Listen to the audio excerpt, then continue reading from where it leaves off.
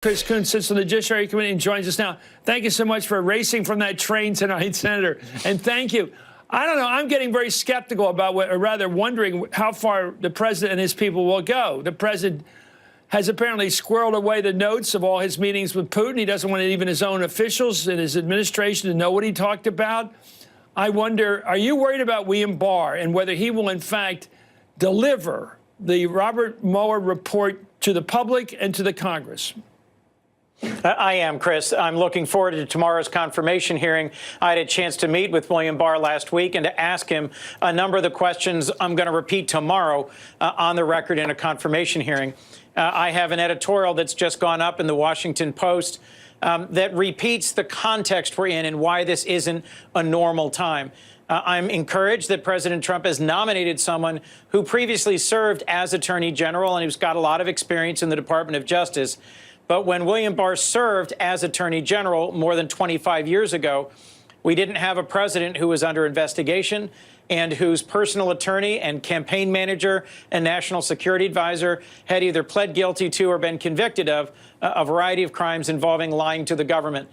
So I'm going to be pressing William Barr tomorrow to allow the Mueller investigation to go to its logical conclusion, to release the report to the Congress and the public, to submit to the ethics officials in the Department of Justice to see whether he should recuse himself, given that 19-page tryout memo you just referenced, and to get some clarity from him about whether he would defend and follow the Special Counsel Integrity and Independence Act that Senator Lindsey Graham and Tom Tillis has reintroduced along with Senator Booker and myself.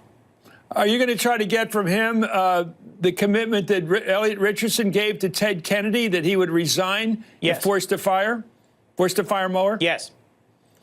Let me ask you about the weekend news. Yes, that's an important precedent to remind folks about the Saturday night massacre back during the Watergate investigation, where President Nixon ordered Elliot Richardson to fire the special prosecutor. He refused, and he resigned instead in protest. That followed a confirmation hearing where Elliot Richardson was asked exactly that question. If pressed to interfere or intervene with the investigation or to fire the special prosecutor, will you resign in protest? Elliot Richardson said yes, and he followed that commitment. That's exactly the sort of exchange I expect that we will be having tomorrow in the Judiciary Committee with William Barr. And by the way, in reference to that, Nixon had the honor and the respect for institutions to honor that deal.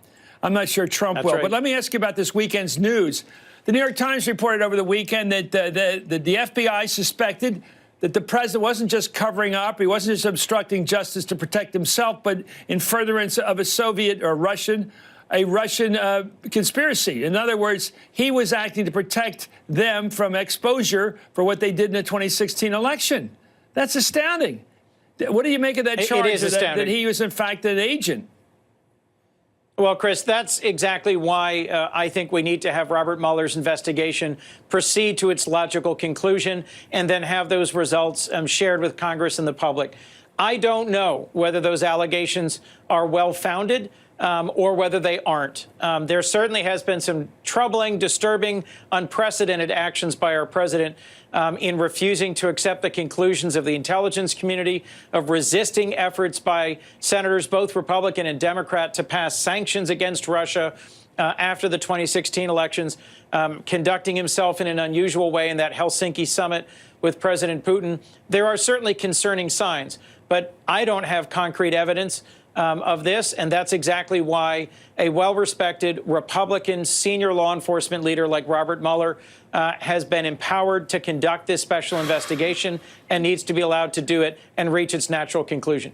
You know, I'm thinking about the difference between the modern-day Democratic Party, which has cleaned up its act from the dirty old days of the big city machines. I mean, the Democratic Party is almost like a suburban party in many ways now. The Republican Party's picked up on all the bad behaviors of the big Democratic machines of 50, 60 years ago. Have you noticed? Like, you guys are going to actually let William Barr have a fair hearing. You're actually talking to him. You may well confirm him in a bipartisan way. You might do that. Mitch McConnell, operating in the dirty old ways of the old machines, he wouldn't even give Merrick Garland a chance, wouldn't talk to him for a member of the Supreme Court. That's right. You guys are operating like gentlemen, to use an old term. Do you notice? You're actually going to consider this guy and explain. Why are you guys being decent when the Republicans are indecent? Just a thought. Well, I'll also say, Chris, one of the places that Mitch McConnell is absent is in any conversation about how to end the shutdown. We're in day 24 of a government shutdown. And if President Trump will reopen the government, I think we could make progress on border security. But I'll remind you, the majority leader is nowhere to be found in these negotiations. And I think he bears some real responsibility in helping move forward a resolution to this impasse. I'm hearing from folks up and down my home state of Delaware, whether they're federal law enforcement officers who are serving without pay, who I called and asked about morale and operational effectiveness, to farmers and folks concerned about food safety, about where the Department of Agriculture or the Food and Drug Administration is in terms of protecting our public health or supporting our agriculture community. We've got a lot of impacts from this shutdown, and I think Mitch McConnell should step forward and take his responsible role and help negotiate a resolution and get President Trump to reopen the government.